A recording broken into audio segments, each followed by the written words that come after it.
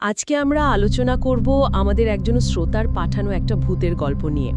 বেশ অন্যরকম গল্পটার নাম ঘড়ির কাঁটার ওপারে। ইন্টারেস্টিং নাম। হ্যাঁ, গল্পটা মাহির। নতুন চাকরির জন্য ঢাকা থেকে কুমিল্লা এসেছে সে। আচ্ছা। আর সেখানে একটা পুরনো দোতলা বাড়িতে ভাড়া থাকে। নিচতলায় সে একা, ওপরে বাড়িওয়ালা। বেশ নির্জন এলাকাটা। পুরানো বাড়ি, নির্জন পরিবেশ, গল্পের জন্য একেবারে পারফেক্ট সেটিং মনে হচ্ছে। একদম। তো প্রথম দিকে সব ঠিকই ছিল, কিন্তু তারপর শুরু হলো অদ্ভুত ঘটনাটা। কি রকম? প্রতিদিন ঠিক রাত 2:45 মাহির সব ঘড়ি, মানে দেওয়াল ঘড়ি, হাত ঘড়ি, এমনকি ফোন, ল্যাপটপ সব বন্ধ হয়ে যায়। সব একই সময়ে 2:45? হ্যাঁ, ঠিক তাই। প্রথমে ও ভাবলো হয়তো কোনো টেকনিক্যাল সমস্যা, ব্যাটারি পাল্টালো, ফোন রিস্টার্ট করলো, কিন্তু কোনো লাভ নেই।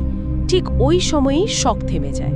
এটা কিন্তু সাধারণ ব্যাপার নয়, মানে একটা দুটো ডিভাইস হলে মানা যেত, কিন্তু সব একসাথে আর ঠিক ওই নির্দিষ্ট সময়টাতেই কেন? এটা কেমন যেন খটকা লাগার মতো। ওই সময়ের কি কোনো বিশেষত্ব আছে? সেই প্রশ্নটাই আরও গভীরে যায় পরের ঘটনায়। এক রাতে মাহির ঘুম ভেঙে গেল। দেখল বন্ধ ঘরে কেমন ঠান্ডা বাতাস বইছে। বন্ধ ঘরে? হ্যাঁ, আর দেখল আয়নার সামনে একজন সাদা শাড়ি পরা নারী দাঁড়িয়ে আছে, মাথা নিচু করা, মুখ দেখা যাচ্ছে না। বাবা। আর ওই নারী, সে ফিসফিস করে জিজ্ঞেস করল, তুমি কেন সময় বদলাতে চাও? ভাবুন একবার। তারপরে সব অন্ধকার। মাহি সকালে উঠে ভাবল হয়তো দুঃস্বপ্ন। কিন্তু ওই প্রশ্নটা, সময় বদলাতে চাও, এটা খুবই সিগনিফিক্যান্ট। মাহির সাধারণ ঘড়ি ঠিক করার চেষ্টাকে ওই অবয়ব দেখছে সময় বদলানোর চেষ্টা হিসেবে। ঠিক। আয়না, সাদা শাড়ি, অস্পষ্ট অবয়ব, এগুলো তো ভূতের গল্পের পরিচিত উপাদান, কিন্তু এখানে ওই প্রশ্নটা ঘটনাটাকে সরাসরি সময়ের ধারণার সাথে জুড়ে দিচ্ছে। একদম।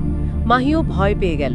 পরের রাতে সে একটা কাজ করল, ফোন ক্যামেরা আর ভয়েস রেকর্ডার চালু রেখে ঘুমোলো। আচ্ছা, কিছু ধরা পড়ল? ভিডিওতে কিচ্ছু নেই, কিন্তু অডিও রেকর্ডারে সেখানে কান্নার শব্দ আর একটা ফিসফিসানি ধরা পড়েছে।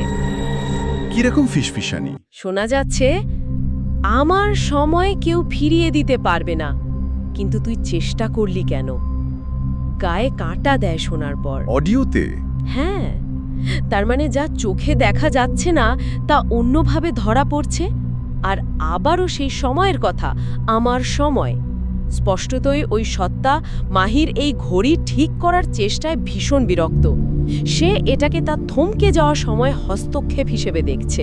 মাহি তো এবার প্রচণ্ড ভয় পেয়ে গেল, সোজা বাড়িওয়ালার কাছে গেল। বাড়িওয়ালা কিছু জানতেন? হ্যাঁ, এখানেই আসল রহস্যটা বেরোয় আসে।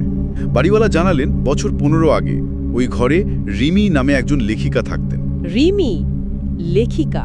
আচ্ছা। তিনি নাকি এক রাতে ঠিক ওই 2:45 তার ডায়েরিতে লিখেছিলেন সময় যেন এখানে থেমে যায়। 2:45 ডায়েরিতে লিখেছিলেন? হ্যাঁ, আর তারপর থেকে তাকে নাকি আর খুঁজে পাওয়া যায়নি, নিখোঁজ। শুধু ওই সময়টাতেই নাকি মাঝে মাঝে কেউ তার নাম ধরে ডাকে। তাহলে তো পুরো ব্যাপারটা মিলে যাচ্ছে। রিমির শেষ ইচ্ছা, তার নিখোঁজ হওয়া, ওই নির্দিষ্ট সময়টা, আর এই সব ভৌতিক ঘটনা, সব যেন একই সুতোয় বাঁধা।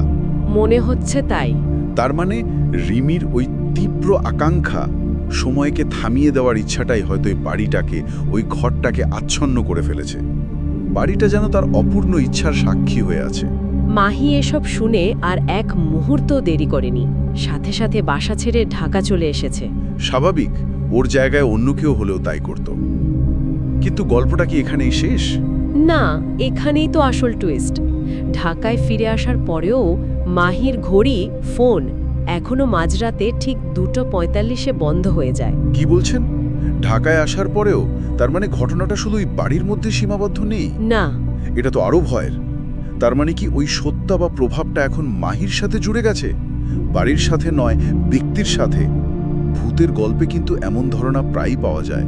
অভিশাপ বা অতৃপ্তি স্থান পরিবর্তন করে, ব্যক্তির সাথে লেগে থাকে। আর সবচেয়ে ভয়ের ব্যাপারটা হলো, একদিন রাস্তায় চলার সময় মাহি দেখে ঠিক ওই রকম সাদা শাড়ি পরা, মাথা নিচু করা এক নারী নিঃশব্দে তার পাশ কাটিয়ে চলে গেল। রাস্তায়? ঢাকায়? হ্যাঁ, আর ঠিক যেই মুহূর্তে নারীটা পাশ কাটালো, মাহির ফোনটা কেঁপে উঠল।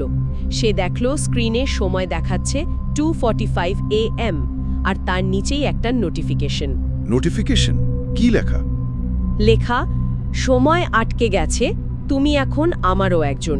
বাব্বা, তার মানে মাহি এখন শুধু সাক্ষী নয়, সে নিজেই ওই আটকে যাওয়ার সময়ের অংশ হয়ে গেছে, রিমির মতো। মনে হচ্ছে সেরকমই। সে চেষ্টা করেও আর এই চক্র থেকে বের হতে পারছে না। এটা তো চরম পরিণতি। তাহলে এই পুরো গল্পটা থেকে কি দাঁড়ালো?